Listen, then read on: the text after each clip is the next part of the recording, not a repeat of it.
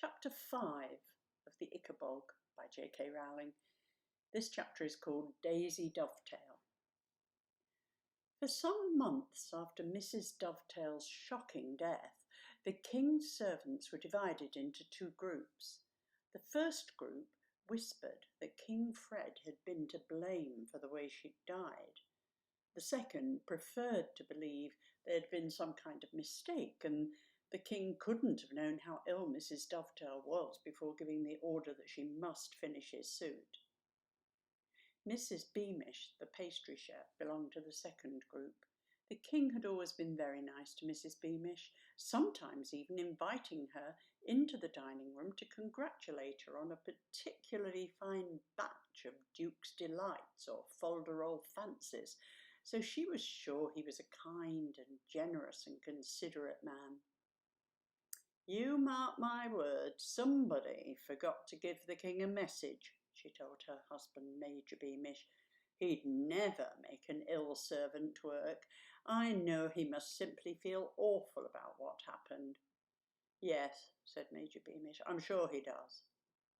Like his wife, Major Beamish wanted to think the best of the king, because he, his father, and his grandfather before him had all served loyally in the Royal Guard.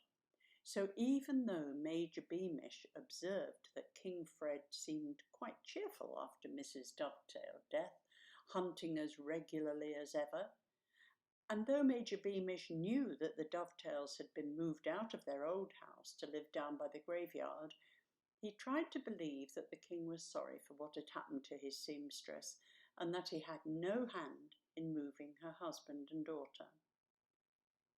The Dovetails' new cottage was a gloomy place.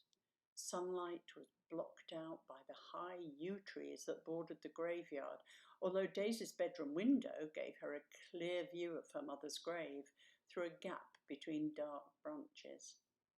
As she no longer lived next door to Bert, Daisy saw less of him in her free time. Although Bert went to visit Daisy as often as possible, there was much less room to play in her new garden, but they adjusted their games to fit. What Mr. Dovetail thought about his new house, or the king, nobody knew. He never discussed these matters with his fellow servants, but went quietly about his work, earning the money he needed to support his daughter and raising Daisy as best he could without her mother.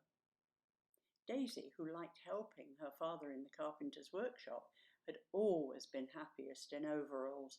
She was the kind of person who didn't mind getting dirty, and she wasn't very interested in clothes. Yet in the days following the funeral, she wore a different dress every day to take a fresh posy to her mother's grave. While alive, Mrs. Dovetail had always tried to make her daughter look, as she put it, like a little lady, and had made her many beautiful little gowns, sometimes from the offcuts of material that King Fred graciously let her keep after she'd made his superb costumes. So a week passed, and then a month, and then a year, until the dresses her mother had sewn her were all too small for Daisy, but she still kept them carefully in her wardrobe. Other people seemed to have forgotten what had happened to Daisy, or had got used to the idea of her mother being gone. Daisy pretended she was used to it too.